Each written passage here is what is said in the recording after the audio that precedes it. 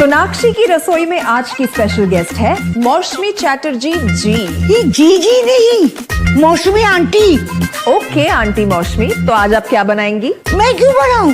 मैं तो गेस्ट हूँ, आप बनाओ हम खाएंगे। एक्टिंग में तो हिट हो, अब खाना बनाओ सुपर हिट। ठाट से बनाऊंगी खाना, है ना द बेस्ट एवरीडे मसाला। आओ बनाते हैं मसालेदार छोले।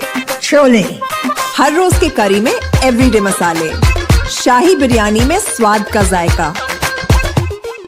পটল পোস্ত আর সর্ষে ইলিশ ভাপা।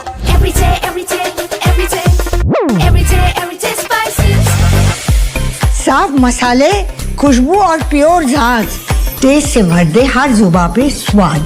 एवरीडे मसाले, देश का स्वाद।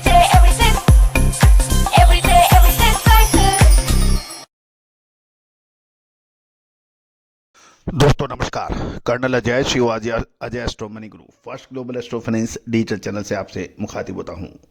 आज सोमवार 24 नवंबर सन 2025। दोस्तों आज के एपिसोड में हम चर्चा करेंगे गेहूं के अंतर्राष्ट्रीय खबरों के बारे में। पूरा शो ध्यान से समझे, पसंद आए लाइक कीजिएगा और कोई भी अग्रिम रिसर्च रिपोर्ट गेहूं, मक्का, जौ, दलहन, तिलहन, मसाला, अनाज, कपास के लिए आप संपर्क कर सकते हैं, जो कि सहयोग राशि अदा करने पर उपलब्ध हो पाएगा। नंबर स्क्रीन पे दिए गए हैं, आप आज ही संपर्क कर सकते हैं। जानिए रिपोर्ट विस्तार से। दोस्तों खबर निकल के आ रही है कि इस साल 2025-26 में इंटरनेशनल ग्रेन काउंसिल के जो अनुमान हैं उसमें गेहूं की फसल का अनुमान 30 लाख टन बढ़ा दिया है। साथ साथ सोयाबीन का भी रिकॉर्ड तोड़ सेकेंड हाईएस्ट प्रोडक्शन की उम्मीद की गई है। जानिए रिपोर्ट। खबर निकल के आ रही है कि इंटरनेशनल ग्रेन काउंसिल IGC के अनुसार साल 2025-26 सीजन के दौरान 4 साल में पहली बार दुनिया भर में अनाज का स्टॉक बढ़ने की उम्मीद लगाई गई है, क्योंकि गेहूं और मक्के दोनों की फसलों के लिए अपना एस्टिमेशन बढ़ा दिया है। ग्लोबल मार्केट की बात करें तो गेहूं का प्रोडक्शन में बढ़ोतरी के असर मार्केट में कम रहने की उम्मीद है, यानी कीमतों में। अगर ग्लोबल कीमतें कम रहती है तो भारत सरकार ने हाल में ही 1 मिलियन टन गेहूं प्रोडक्ट्स के एक्सपोर्ट की इजाज़त दी है, जिससे एक्सपोर्ट पर भी असर पड़ने की संभावना है। इस बात की संभावना से इनकार नहीं किया जा सकता है कि भारत सरकार अगले सीजन में गेहूं के एक्सपोर्ट को आंशिक रूप से इजाज़त देने की भी संभावना बन गई है। सरकारी गोदामों में काफ़ी स्टॉक है और नए सीजन में बुआई के रिकॉर्ड तोड़ने की उम्मीद लगाई जा रही है। जिस प्रकार का मौसम चल रहा है, ये गेहूं के लिए उचित वातावरण क्लाइमेट बता रहा है। इंटरनेशनल ग्रेन काउंसिल ने यह भी कहा है कि ज़्यादा ग्लोबल प्रोडक्शन की शुरुआती स्टॉक 10 सीजन में सबसे ऊंचे लेवल पर पहुंच सकता है, जिसकी कुल सप्लाई 3% बढ़कर अब तक के सबसे ऊंचे लेवल पर पहुंच जाएगी। और इंटर गवर्नमेंटल बॉडी 2025-26 में ग्लोबल अनाज प्रोडक्शन का अपना अनुमान 50 लाख टन बढ़ाकर 2.43 बिलियन टन कर दिया है, जो कि खपत के अनुमान से 2.40 बिलियन ज़्यादा है। ये बहुत महत्वपूर्ण बिंदु है। साल 2025-26 सीजन के आखिरी में ग्लोबल अनाज का स्टॉक 3 साल में सबसे ज़्यादा 6,190 लाख टन पर था, जो एक साल पहले मात्र 5,890 लाख टन था, जो बढ़कर 6190 लाख टन हुआ है। ग्रेन काउंसिल ने 2025-26 में ग्लोबल गेहूं प्रोडक्शन का अपना अनुमान 30 लाख टन बढ़ाकर 8,300 लाख टन किया है, जिसका कुछ कारण कजाकिस्तान, अर्जेंटीना के बदले फसल के चेंज अनुमान है। कजाकिस्तान की गेहूं की फसल 1760 लाख टन के पिछले अनुमान से बढ़कर 1910 लाख टन हो गया है। इस महीने की शुरुआत में कजाकिस्तान के कृषि मंत्री सपारोव ने कहा कि देश में रिकॉर्ड हाई अनाज की फसल हुई है, जिससे 203 लाख टन गेहूं शामिल है। अर्जेंटीना में गेहूं की फसल 235 लाख टन देखी गई, जो पिछले अनुमान से 222 लाख टन से अधिक है।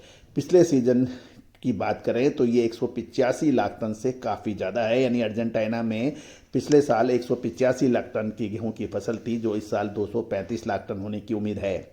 ग्रेन काउंसिल 2025-26 के लिए दुनिया भर में मक्के की फसल का अनुमान भी थोड़ा 1 मिलियन टन बढ़ाकर 1.298 बिलियन टन कर दिया है। साल 2025-26 में दुनिया भर में सोयाबीन का प्रोडक्शन घटाकर 4.26 बिलियन टन कर दिया है, जो पिछले 4.28 बिलियन टन और पिछले सीजन 4.29 बिलियन टन से कम है। ग्रेन काउंसिल ने यह भी बताया कि सोयाबीन का प्रोडक्शन अभी भी रिकॉर्ड में दूसरा सबसे बड़ा होने की उम्मीद है। काउंसिल ने कहा जैसे जैसे एशिया और खासकर अमेरिका में सोयाबीन की खपत बढ़ेगी, स्टॉक की कमी हो सकती है, ऐसा अभी अनुमान है।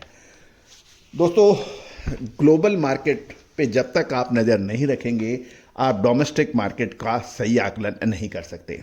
आपको याद होगा, हमने आपको अगस्त सितंबर महीने में अपडेट दिए थे, अक्टूबर महीने में भी जो अपडेट दिए थे वो सही साबित हुए हैं। दोस्तों, कोई भी डिजिटल चैनल चलाने के लिए कंटेंट बहुत महत्वपूर्ण होता है। साथ साथ राष्ट्रीय व अंतर्राष्ट्रीय खबरें, भारतीय खबरें, इसका समावेश होना आवश्यक है। और गेहूं के व्यापारी, आपको याद होगा कि हमने जो अपडेट दिए थे पिछले सप्ताह भी कि सरकार ने साप्ताहिक नीलामी को बढ़ाकर 15 दिन में नीलामी करने का फैसला किया है ओपन मार्केट सेल स्कीम में, क्योंकि सरकारी नीलामियों ने, व्यापारियों ने, आटा मिलों ने अधिक रुचि नहीं ली है। और जो भाव वहाँ से मिल रहे हैं और बाजार के भावों में ट्रांसपोर्टेशन और लागत लगाकर काफ़ी अंतर नहीं है। अब महत्वपूर्ण ये है कि जैसे जैसे गेहूं की फसलों की अपडेट आती जाएगी, इसका असर बाजारों पर पड़ेगा। ओपन मार्केट सेल स्कीम को सरकार ने, अब उसका क्या नतीजा आता है, भावों को नियंत्रित कैसे किया जा सकेगा, लेकिन इस साल गेहूं में बहुत अधिक व्यापारियों ने फ़ायदा नहीं उठा पाए हैं। पिछले साल के मुकाबले इस साल गेहूं के दाम लगभग 10% से अधिक कम हैं। दोस्तों, अब महत्वपूर्ण यह है, क्या गेहूं का स्टॉक क्लियर कर लेना चाहिए या नहीं, ये एक महत्वपूर्ण प्रश्न है। आगे शादियों का सीज़न है, पूरी खपत है और नई फसल में अभी पूरा समय बाकी है। तो क्या स्टॉक का माल क्लियर करना चाहिए या अभी इंतज़ार करना चाहिए, ये यस प्रश्न है। अपना उत्तर एस्टिमेशन आप कमेंट बॉक्स में ज़रूर दीजिएगा। All the very best, good luck, happy trading.